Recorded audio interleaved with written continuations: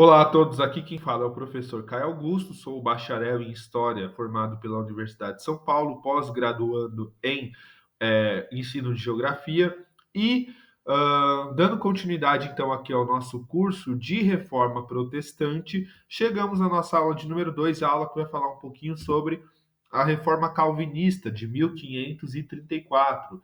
Na última aula a gente falou um pouquinho da Reforma Luterana, que é a primeira grande reforma do protestantismo, e nós chegamos então aqui na reforma calvinista. Sobre a reforma calvinista, tem algumas ressalvas para fazer. Bom, nós vamos incluir na aula de reforma calvinista também a reforma que acontece na Suíça. Bom, a reforma calvinista acontece na Suíça, mas acontece na cidade de Genebra.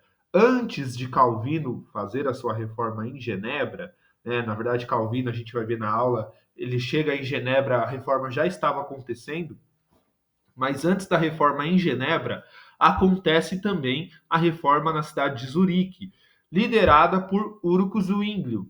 Então, nessa aula, a gente vai falar um pouco da reforma na Suíça, na reforma de Urco Zwinglio. A gente vai começar falando um pouquinho da reforma na Suíça, da reforma com o Zwinglio, até porque o Zwinglio vai influenciar bastante o Calvino, e depois nós vamos falar da reforma calvinista. A gente decidiu juntar essas duas aulas em uma só, porque a reforma na Suíça não é um conteúdo tão extenso, então não caberia em uma aula inteira, né? E a reforma calvinista também não é um conteúdo tão extenso, claro, a gente pode se aprofundar cada vez mais, mas a gente decidiu juntar em uma aula só, e eu acho que particularmente ficou uma aula bastante interessante. Então, como sempre, o roteirinho da nossa aula aqui, a gente vai falar um pouquinho da reforma na Suíça, vamos falar de Úrico Zwinglio, da vida dele, da obra dele. Depois a gente vai falar da vida e da obra do Calvino, da principal obra que Calvino vai publicar, que são as Institutas da Religião Cristã,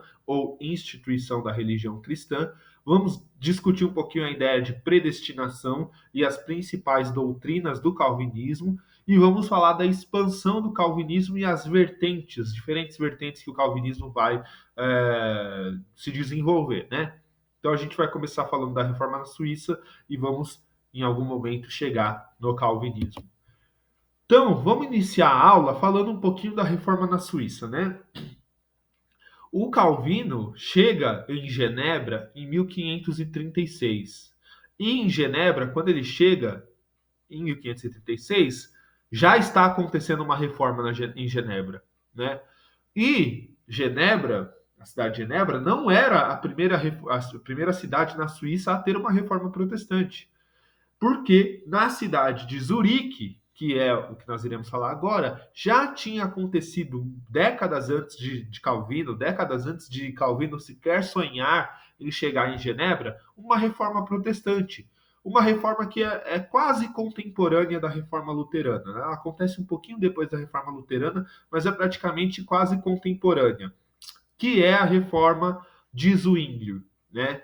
Então, em 1499, a reforma de Zwinglio começa a partir de 1522, 1523, é uma reforma mais lenta, mais gradual, a gente vai falar dela, mas essa reforma de Zwinglio e o Úrico Zwinglio vão influenciar fortemente o Calvino. O Calvino ele vai ser muito mais influenciado pelo Zwinglio do que por Lutero, né? Mas aí a gente vai falar disso mais para frente. Bom, vamos entender como que era a Suíça antes da reforma, né, na cidade de Zurique. A Suíça, ela era parte do Sacro Império Romano até o ano de 1499. Então, até 1499, a Suíça pertencia ao Sacro Império Romano, era uma parte do Sacro Império. Só que em 1499 a Suíça conquista a sua independência e o que vai se formar na Suíça é algo que já acontecia no Sacro Império, que é a formação de pequenas regiões autônomas, ou principados ou repúblicas autônomas, né? Ou seja, a Suíça vai ser um território fragmentado politicamente, então nós vamos ter uma fragmentação política em pequenas repúblicas, pequenos principados, pequenos reinados, né? Então, um território todo fragmentado, onde as cidades eram cidades autônomas, cidades-estado. E a economia da Suíça era uma economia muito baseada na exportação de um certo produto. com muitas aspas. Qual que é esse produto? Mercenários, né? Então a Suíça, a boa parte da economia suíça era baseada na exportação de mercenários, ou seja, pessoas, soldados que lutam em guerras em nome de outra pátria, que são contratados para lutar em uma guerra. Então eu sou o rei da Alemanha, né? No caso Sacro Império. Eu sou o rei da Inglaterra. Eu tenho um exército de 10 mil homens, mas aí eu pego o meu dinheiro, contrato mais 5 mil homens. Esses 5 mil homens não precisam ser ingleses, eles podem ser de qualquer região do mundo, né? Então eles são mercenários, ou seja, são soldados que lutam por dinheiro, independente da pátria. Né? Ele pode lutar pela Inglaterra, pela França, pela Holanda, ou seja, quem pagar mais, ele vai lutar. Daí que vem o termo mercenário quando a gente fala de jogador de futebol, né? A crítica que é feita a alguns jogadores de futebol, o jogador tal é um mercenário. Por quê? Porque é o cara que ele pode ser santista, enquanto ele estiver ali jogando pelo Santos, né, ele é santista. Mas se o Corinthians contratar ele por um salário maior, meu amigo, na semana seguinte ele vira o corintiano mais roxo, né? Ou seja, eles são mercenários que lutam apenas por dinheiro. Então era assim que era baseada a economia na Suíça, né? A gente vai ver que essa questão dos mercenários, eu mencionei ela aqui porque ela vai ser importante para a vida do Zwinglio, tá? Bom, quem era Úrico Zwinglio, né? O Zwinglio ele nasceu em 1484, muito próximo do nascimento de Lutero, né? Na verdade, praticamente no mesmo ano de Lutero, e ele vai estudar. Então perceba, a Reforma Protestante, isso é uma coisa que acontece com Lutero, acontece com Zwinglio, acontece com Calvino, ela é muito ligada às universidades. Os autores, os agentes da Reforma Protestante, os personagens, os protagonistas da Reforma Protestante, são personagens e protagonistas, em sua grande maioria, ligados à universidade, né? Então, o Zwinglio ele vai estudar numa universidade, na Universidade da Basileia, e lá ele vai se graduar em teologia, ele vai estudar teologia, e ao cursar teologia, o Zwinglio vai ser extremamente influenciado pelo humanismo renascentista. Aquela ideia humanista, o movimento Ed Fontes, o movimento de retorno à cultura clássica, retorno à cultura greco-romana, ele vai ser extremamente influenciado pelo humanismo renascentista, em especial pela obra de um humanista específico do Renascimento, que é o Erasmo de Roterdã. O Erasmo de Roterdã vai influenciar bastante o Úrico Zwinglio, tá? Lá em 1519, ele vai se tornar um pregador em Zurique, né? Ele vai se tornar um padre, um clérigo ali da cidade de Zurique, vai pregar nas igrejas em Zurique e automaticamente ele vai ganhar popularidade e vai virar um dos pregadores mais importantes da Suíça, né? E durante as suas pregações, percebam, a reforma de Zwingli é uma reforma lenta e gradual. Ela não é que nem a reforma luterana. Pum, publicação das 95 teses, dieta de Worms, rompimento total. Não. Ela é uma reforma bem aos poucos. Então, o Zwingli, enquanto ele está ali nas suas igrejas católicas, pregando, fazendo o seu trabalho de padre, fazendo o seu trabalho de clérigo, ele começa a criticar práticas da igreja católica, ele começa nas suas pregações e nos seus textos criticar a ideia das indulgências, também influenciado pelo Lutero, né, porque as ideias circulavam.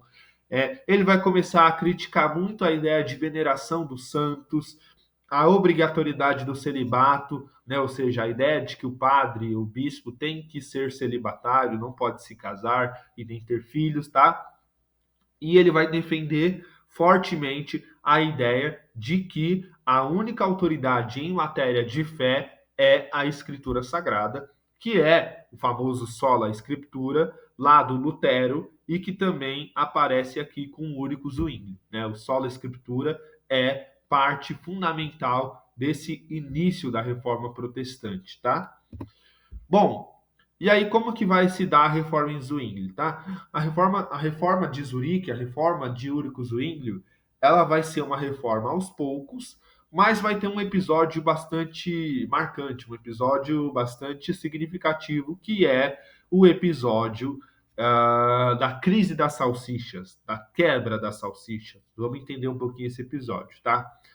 A Igreja Católica possui a doutrina da quaresma, a ideia da quaresma, ou seja, 40 dias antes da Páscoa, o cristão, né, o católico, deve se abster, deve fazer um jejum de carnes. Ele não pode comer carnes durante 40 dias antes da Páscoa. Esse é o jejum da quaresma, tá?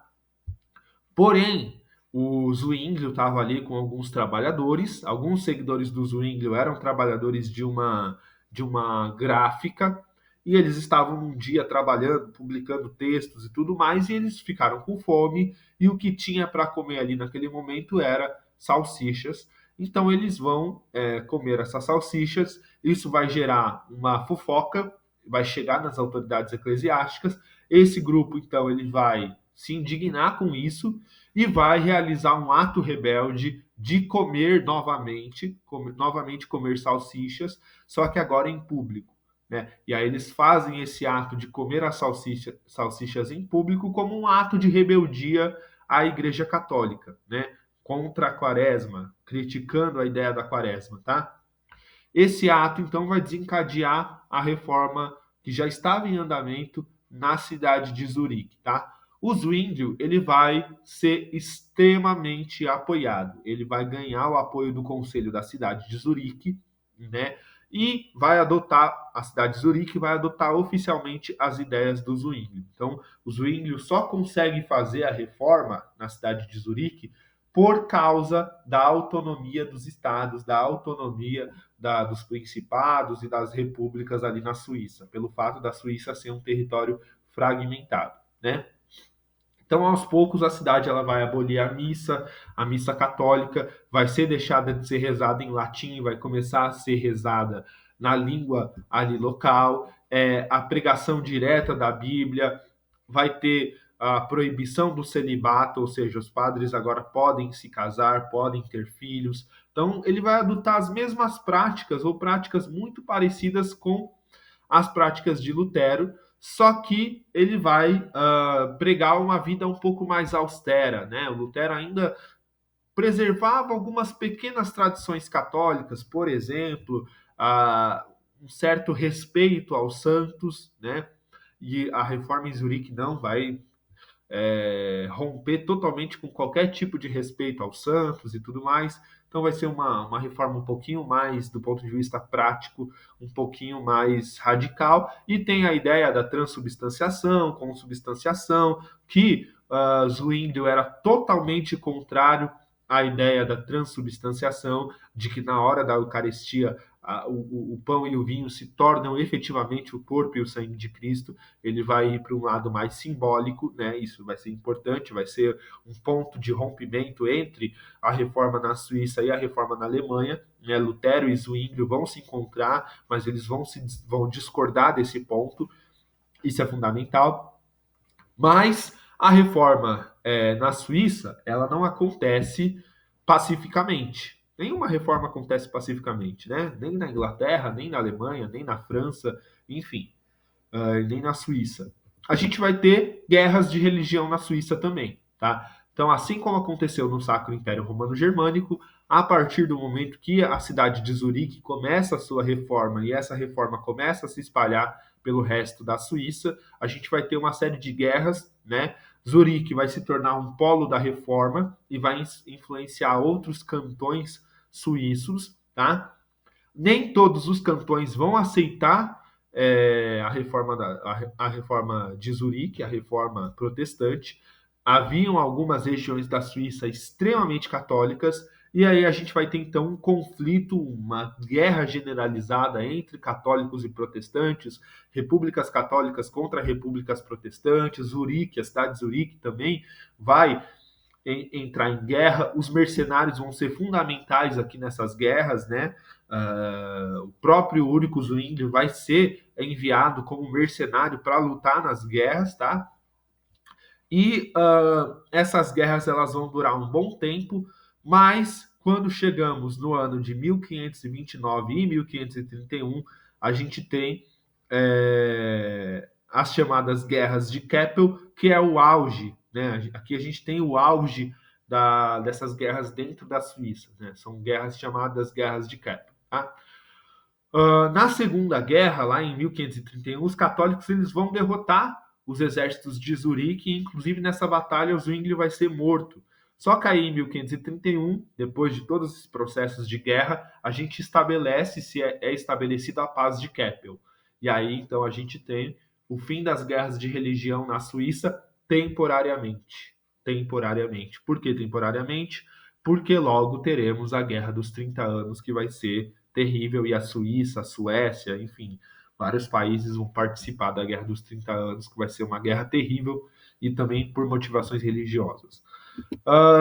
Princípios da reforma zwingliana, tá? O solo escritura vai vir com força aqui, que já era um princípio luterano, mas que o Zwingli vai adotar, né? A ideia de que só a Bíblia tem autoridade, que a Bíblia é a maior autoridade da igreja. Vai ser adotado um culto simples, sem o uso de imagens, ornamentos, rituais sem base bíblica, ou seja, o culto vai ser aquele famoso princípio regulador do culto, né? Ou seja, no culto só pode ter oração, palavra e canção, né? Os salmos e hinos sendo cantados, não tem nada mais além disso, né? A ceia vai se tornar uma ceia simbólica, ou seja, a Eucaristia ela não é a transformação do corpo e sangue, do pão em vinho em corpo e sangue, e sim um memorial da entrega de Jesus à paixão e da entrega de Jesus à morte na cruz. Então a Eucaristia se torna aqui um memorial, ela deixa de ser a transubstanciação, a transformação física do pão e do vinho em corpo e sangue de Cristo. O fim do celibato, ou seja, agora os padres podem casar. Fim do jejum obrigatório, né, a liberdade cristã contra a imposição. O cristão ele pode jejuar se esse jejum for de livre e espontânea vontade e não uma imposição, como era feito na época da Quaresma. E a disciplina rigorosa, uma disciplina moral rigorosa, né? Uma comunidade regida pelos princípios bíblicos. Isso aqui vai ser fundamental. O Calvino vai ser influenciado muito por essa reforma e muito por essa ideia de disciplina moral. Tanto que o Calvino, a gente vai ver daqui a pouco, vai tentar impor uma disciplina moral na população, quase que sendo controlada pelo Estado, né? Vai fechar prostíbulos, o adultério vai ser um crime, os jogos de azar vão ser proibidos. A gente vai falar do Calvino agora, né? E aí então a gente chega, uma vez que a reforma aconteceu na cidade de Zurique, a gente chega então na reforma do Calvino, tá? A reforma calvinista, então, ela nasce no século XVI, ela é posterior à reforma de Lutero e posterior à reforma de Zwingli, ou seja, Calvino está pregando e está liderando uma reforma já com uma boa base religiosa, com uma boa base protestante, mais de 15 anos de protestantismo, e aí então a gente vai ter essas reformas. A reforma calvinista ela vai se dar numa cidade específica da Suíça e depois ela vai se espalhar pelo resto do mundo, é claro, né? O calvinismo vai ser influente na Inglaterra, vai ser influente no Sacro Império, vai ser influente na França, né, e tudo mais. Na Escócia vai ser muito influente, a gente vai ver. Mas a cidade específica que se inicia a reforma calvinista é a cidade de Genebra, né? Genebra vai ser o polo principal do início da reforma calvinista, tá? O Calvino ele é fruto das reformas anteriores. O Calvino é alguém que, a gente vai ver a história pessoal dele, é extremamente influenciado pelas reformas anteriores, luterana e zwingliana, sobretudo a zwingliana, né? E quem era Calvino? Como que é a história do Calvino, né? O Calvino ele é um francês, ele não é suíço, curioso, né? Ele não nasceu na Suíça. Ele nasce em 1509 numa cidade chamada Noyon, lá na França. O pai do Calvino, ele era um cara bastante importante, né? Ele era um advogado e também era um assistente da cúria eclesiástica local. Ele era um assistente do bispo local da cidade de Noyon. Então era alguém que tinha um cargo público importante ligado à igreja. E o Calvino, inclusive, ele estava sendo preparado, a princípio, para se tornar um clérigo da Igreja Católica. né? O pai do Calvino, a princípio, tinha a ideia de mandar o Calvino para a universidade para se tornar um padre, um bispo da Igreja Católica, né? Só que o pai do Calvino se converte ao protestantismo. E por se converter ao protestantismo, o pai do Calvino perde o seu emprego, passa a ser perseguido na França e isso vai mudar o destino do Calvino, tá? O Calvino ele vai ser mandado para estudar na Universidade de Paris, a famosa Sorbonne, né? E lá, na Universidade de Paris, ele vai estudar, a princípio, teologia, né? Ele vai fazer o caminho inverso do Lutero, né? O Lutero se matricula em direito e depois muda o curso para teologia. O Calvino se matricula em teologia e depois ele muda o curso para o direito. Por que ele mudou o curso para direito? Porque ele se converteu ao protestantismo e ainda não existiam cursos superiores em teologia protestante naquela época. Depois vai se formar, né? Vai se formar uma tradição universitária protestante muito forte, inclusive na Suíça, inclusive em Genebra, com a criação da Academia de Genebra. Mas nesse momento ainda não temos. Então, ele não quer ser um padre católico se ele se converteu ao protestantismo. Então, ele muda o curso dele para o curso de direito, tá? Ele se converte lá em 1533 e ele vai se formar em direito e vai se tornar um intelectual. Calvino, ele queria, a ideia do Calvino era ser um intelectual, um professor universitário, ou alguém que escrevia sobre teologia mais do seu escritório, né? Ele queria ser um intelectual, ele não queria ser um líder religioso. Só que ele vai ser extremamente perseguido na França, porque a França começa a passar pelas suas guerras de religião, né? A França já começa a passar por vários conflitos, várias perseguições aos protestantes na França, e o Calvino, então, ele vai fugir da França por conta da perseguição e ele vai fugir para a Suíça. Lá na Suíça, ele vai passar por algumas cidades. Ele vai viver um tempo na cidade da Basileia, né? E lá na cidade da Basileia existia a Universidade da Basileia, então ele vai ter muito contato com universitários, com a intelectualidade da Basileia. Depois ele vai para Estrasburgo e, por fim, ele chega em Genebra. E quando ele chega em Genebra, ele vai conhecer uma reforma que já estava acontecendo antes do Calvino, né? Comandada por um sujeito chamado Guilherme Farel. Então ele vai conhecer esse Guilherme Farel. A cidade de Genebra, assim como Basileia e Estrasburgo, era uma cidade que recebia muitos protestantes refugiados de vários territórios europeus, e lá ele vai ser muito bem recebido pelo Guilherme Farel.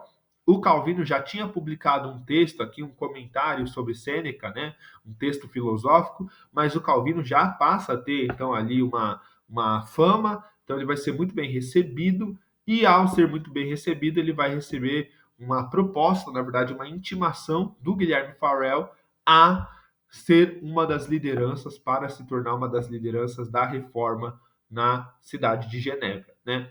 O Calvino conta uma história, uma anedota, né, que sempre é contada, de que o Calvino não queria aceitar, e aí o Guilherme Farel praticamente amaldiçoa ele, né, e fala que se ele não aceitar, Deus iria amaldiçoar a vida dele, que as coisas da vida dele iriam ser ruins, né? Então ele acaba, por livre e espontânea pressão, ele acaba aderindo e acaba se tornando uma das lideranças importantes ali da reforma na cidade de Genebra, tá? O Calvino, ele era extremamente conhecido pelo seu temperamento reservado, né? Enquanto que Lutero é um cara explosivo, né? Queima a bula papal, xinga o papa, xinga o bispo, né? O Calvino era um cara mais reservado, mais educado, né? Mais metódico, tinha uma vida simples e tudo mais, mas vai se tornar a grande liderança da reforma na cidade de Genebra. E aí ele vai publicar, então, em 1536, a sua mais importante obra, que é a Instituição da Religião Cristã, ou Institutas da Religião Cristã. É aqui que Calvino estabelece a sua teologia. E esse é um ponto importante. A reforma calvinista, ela tem uma função fundamental na história do protestantismo, porque o calvinismo vai estabelecer uma sistematização das doutrinas protestantes. O calvinismo pode ser entendido como a primeira teologia sistemática protestante, né?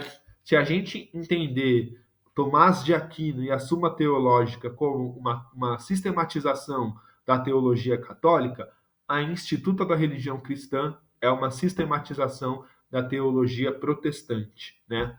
Então, Calvino ele vai consolidar a sua fama com a publicação dessa obra, né? Uma importante sistematização da teologia protestante. E o núcleo principal da obra do Calvino é a ideia da soberania de Deus. Deus é soberano. Ele é soberano para decidir qualquer coisa. Uma vez que Deus é soberano, né, Deus permitiu ao homem ter o livre-arbítrio, né, lá com Adão e Eva. Só que o homem, ele vai romper com esse livre-arbítrio porque o homem vai pecar, vai cair em pecado e o pecado vai entrar, vai impregnar no homem e o pecado vai ser quase que uma coisa de DNA, né, vai estar no DNA do homem. É a famosa ideia da depravação total.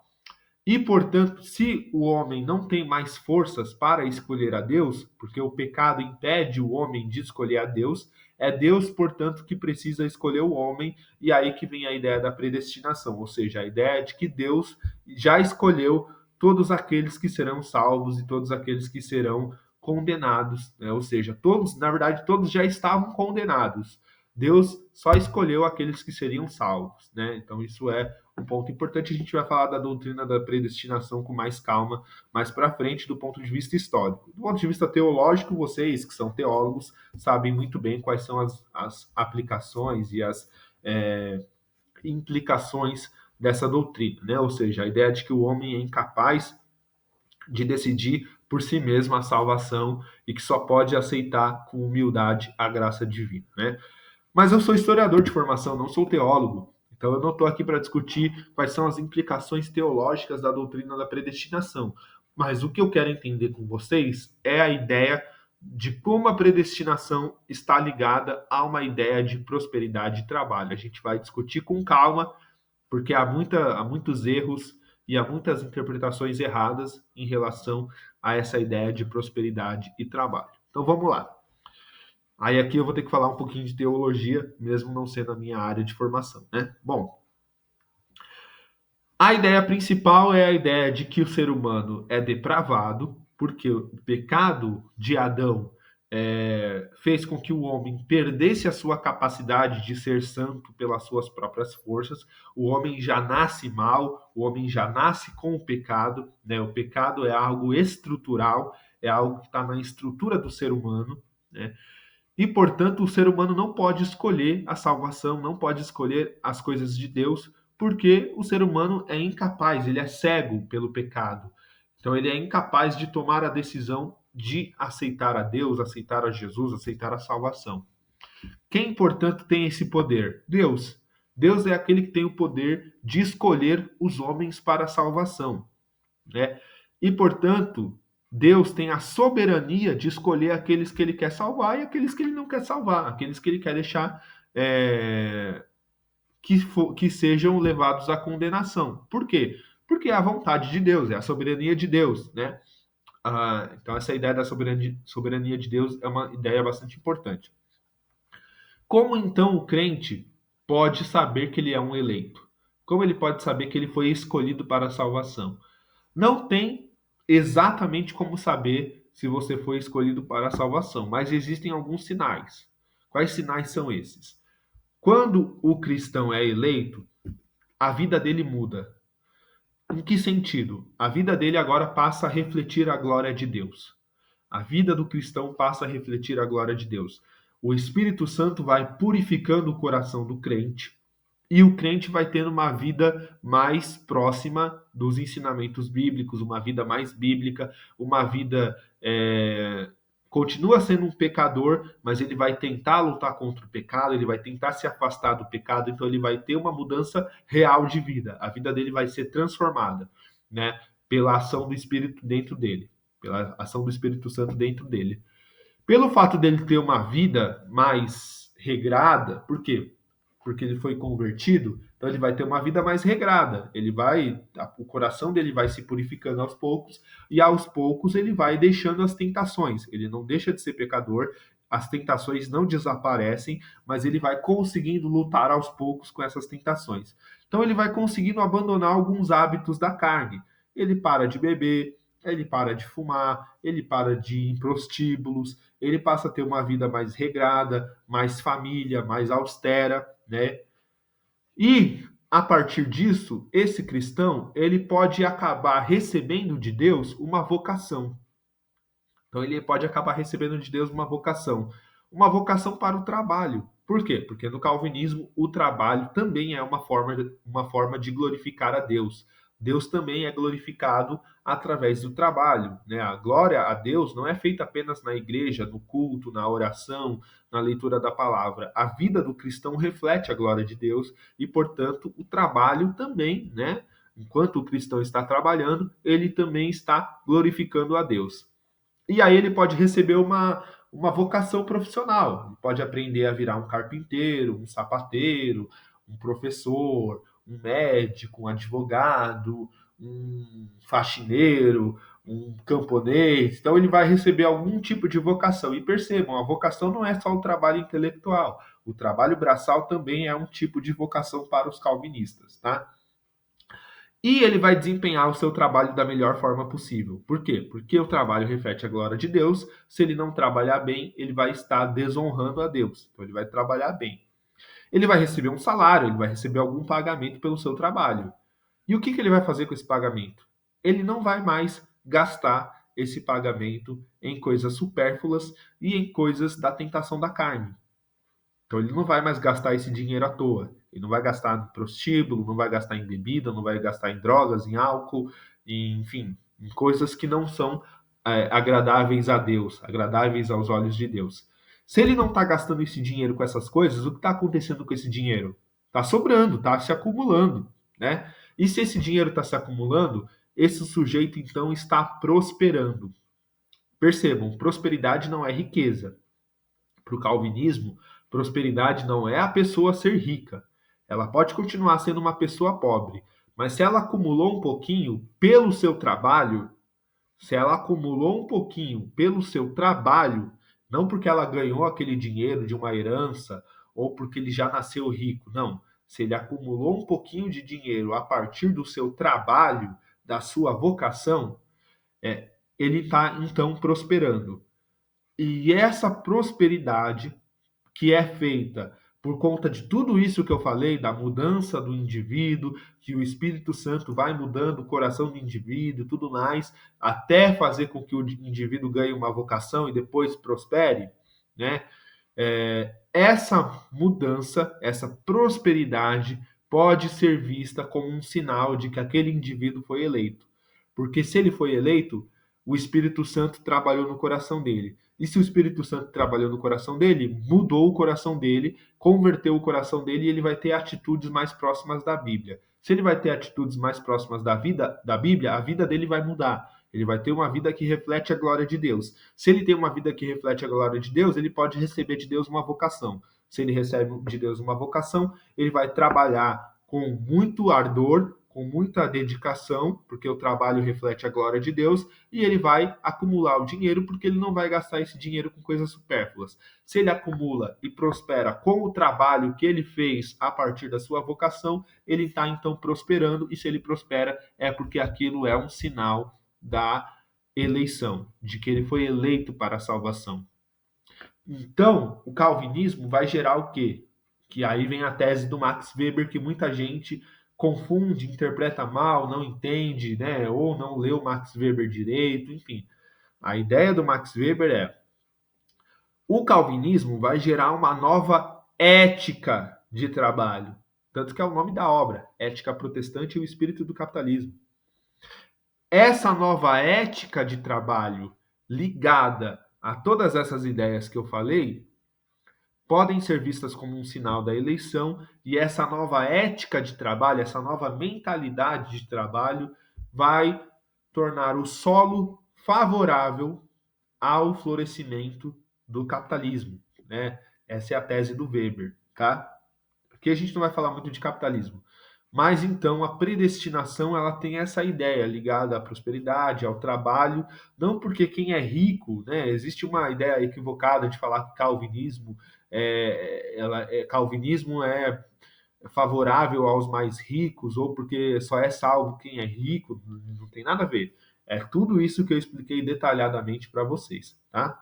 Então não confundam, e caso vocês vejam alguma mensagem equivocada nisso, mande essa pessoa ler Max Weber com calma, porque o Max Weber não fala nada disso, né? Então a leitura tem que ser importante. Vamos ler aqui uns pedacinhos da Instituta, né? Da Instituição da Religião Cristã, uma obra publicada lá em 36 pelo Calvino. Eu trouxe aqui alguns tópicos, né? É uma obra muito grande, mas vamos ler aqui alguns trechos que eu peguei, cortei alguns trechos, né? 3 trechos específicos, tá? O primeiro trecho, ele está falando da ignorância humana e da glória de Deus. Quanto ao segundo, revela nossa ignorância, miséria e maldade. Induz-nos à humildade, não à confiança própria e ao desprezo de nós mesmos. Inflama em nós o desejo de buscar a Deus, certos de que nele repousa todo o nosso bem, do qual nos vemos vazios e desnudos. Ou seja, o homem é naturalmente mau. A ideia da depravação total é uma das bases do calvinismo. Tá? Ora, não é fácil discernir qual dos dois precede o outro e o produz, porque visto que o homem está repleto de qualidades indignas, mal nos contemplamos e tomamos conhecimento das nossas péssimas condições, e de imediato elevamos os olhos a Deus para que dele venha um pouco de conhecimento a seu respeito. Novamente, a ideia da malignidade do homem. Finalmente, somos impedidos por nossas maldades e fraquezas de considerar os bens do Senhor, e não podemos sequer aspirar com amoroso empenho aos bens divinos enquanto não começarmos a ficar aborrecidos com nós mesmos, né? Então, se o homem é indigno, ele não tem o poder de escolher a salvação, de escolher Deus, e portanto é Deus que faz esse processo. Então, aqui está muito bem explicado essa ideia da predestinação, tá? E aí começa então a reforma em Genebra, né? Na prática, o que Calvino faz na prática? O que a reforma em Genebra acontece na prática, né? A partir de 36, então, Calvino, junto com a cúpula da cidade de Genebra, começa a implementar as reformas, tá? Semelhante ao zwinglianismo, as igrejas calvinistas vão abolir a missa em latim, a veneração aos santos, o celibato clerical, né, e todos os antigos costumes católicos. Ou seja, uma reforma muito parecida com a reforma de Lutero e com a reforma de Zwinglio. Mas o calvinismo vai tentar impor uma disciplina moral extremamente rigorosa, tá? Proibição do jogo de azar, do adultério, da prostituição, a proibição de qualquer crença diferente do calvinismo, incluindo o luteranismo e o catolicismo, né? Qualquer prática imoral vai ser punida ou com prisão, ou com a excomunhão, ou, em última instância, com a morte na fogueira. Tanto que alguns historiadores falam que, nesse momento, existiu uma certa inquisição protestante. Há um debate aí, não vou entrar em qual lado, não vou entrar em nenhum dos dois lados, mas alguns historiadores levantam isso, né? O fato é que a população vai se irritar com Calvino e vai expulsar o Calvino em 1538 por conta dessa rigorosa exigência moral. Ele vai ser expulso, ele vai ficar um tempo fora, né? E depois ele retorna para Genebra em 1541 e aí ele volta com mais força, com mais poder e consegue implementar essas reformas mais rigorosas, tá? A gente tem que lembrar que essa época, o século XVI, a mentalidade europeia é uma mentalidade na qual não existe a separação de igreja e Estado. O pecado, ele é um crime. O crime é pecado e o pecado é crime. Né? Então, o pecado é punido como uma punição criminosa, né? Passado por um julgamento legal, por uma legislação civil. Né? Isso é importante. E aí, o Calvino, né, também vai fundar a Academia de Genebra, vai ser fundada a Academia de Genebra, que é uma academia voltada para o ensino da teologia calvinista, e o calvinismo vai começar a se espalhar pelo mundo e pela Europa. E aí aqui eu trouxe um mapinha para vocês do espalhamento do calvinismo, tá? O calvinismo é o que está de roxo. Vamos ver um pouquinho desse mapa, que ele é importante, né? De verde nós temos o luteranismo. O luteranismo é tudo isso que está em verde. De amarelo clarinho, a gente tem o catolicismo. O catolicismo ainda é predominante na Europa. Olha lá, França, uma parte do Sacro Império, Polônia, a Península Ibérica, a Itália. Mas o calvinismo, então, ele vai se integrar em algumas regiões aqui, né, ali na Áustria, algumas regiões da França, os Países Baixos, que é a Holanda, vai ser extremamente influenciada pelo calvinismo, a gente vai falar daqui a pouco, e a Escócia. Então, o calvinismo vai se dar na Suíça, na Áustria, na França, nos Países Baixos, na Escócia, na Inglaterra também. Os calvinistas vão entrar na Inglaterra e vão influenciar bastante a reforma na Inglaterra, os chamados puritanos, né? E tudo isso vai ser a expansão do calvinismo, tá? Calvinismo ele vai se dividir com muitas aspas em quatro vertentes com muitas aspas, né? Na França, eles vão ser chamados de huguenotes. Então, os calvinistas da França são os huguenotes. Na Holanda, vão ser chamados apenas de calvinistas, mas na Holanda o calvinismo vai é, acender uma chama nacionalista, né? Tanto que a Holanda vai se tornar independente da Espanha e tudo mais, e o calvinismo vai ter uma influência gigantesca na Espanha. Na Escócia, sob a liderança de um sujeito chamado John Knox, o calvinismo vai dar origem à Igreja Presbiteriana, então lá na Escócia vai ser chamado de presbiterianismo, e na Inglaterra os calvinistas serão chamados de puritanos, né, e vão ter um papel fundamental na Revolução Inglesa e na colonização da América do Norte. Só a gente pensar, por exemplo, que os colonos americanos são puritanos calvinistas, certo? Bom, espero que vocês tenham gostado dessa aula. Espero que tenha sido uma aula proveitosa. Aqui fica um pouco da nossa bibliografia. Recomendo muito, em especial, esse livro do Alistair McGrath, né? Revolução Protestante, uma introdução à história do cristianismo, de 2005, da editora Vida Nova. Espero que vocês tenham gostado dessa aula. E como sempre, segue a gente nas redes sociais. Se você comprou o curso do Instituto Logos, se você está assistindo essa aula de repente no YouTube, se é uma aula que eu liberei de graça no YouTube, vale a pena você seguir a plataforma do Instituto Logos lá no YouTube, no Instagram e no TikTok. Né? Até a próxima. Abraços.